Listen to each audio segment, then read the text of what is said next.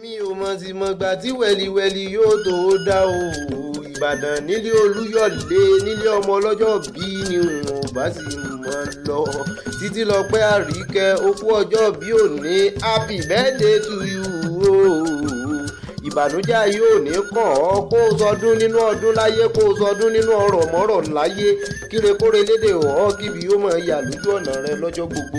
Ìbá wá jẹ́ pé mi nìwọ ni ijó ọpẹ́ ní mọ̀ gbé ní mọ̀ jó, orin ayọ̀ ní mọ̀ kọ, wọ́n mọ̀ dansi afẹ́ni tó dá mi. Abẹ́ ẹ̀rọ ọmọdé ọ̀hún bó ṣe rẹwà ó pọ̀ pọ̀pọ̀ ó pọ̀ gan, ẹ̀rí lẹ́ẹ̀kẹ́ rẹ̀ ṣe rí, ó dúró rọ́tọ́rọ́tọ́, ó dúró déédéé. A máa gbọ́ Ìbàdàn nílé olúyọ̀lé ní ọ́ ìsìtún nílé àwọn bàbá rẹ lọ́jọ́ gbogbo. Ìbàdàn mọ́jàmọ́jà ojú ará àdúgbò ojú ológun ọmọ lágẹ̀lú wọn ti ní togun-togun làákò Ìbàdàn. Yémi ó wá gboríkì ilé bàbá rẹ lọ.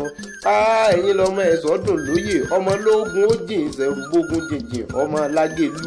O ti wá sọdún eléyìí ó ṣe tẹ̀mí ìtayàtọ̀ ọmọ nínú owó, nínú ọlá, nínú àsìkí tó pọ̀ láyé, nínú ọrọ̀ tó pọ̀ rẹpẹtẹ.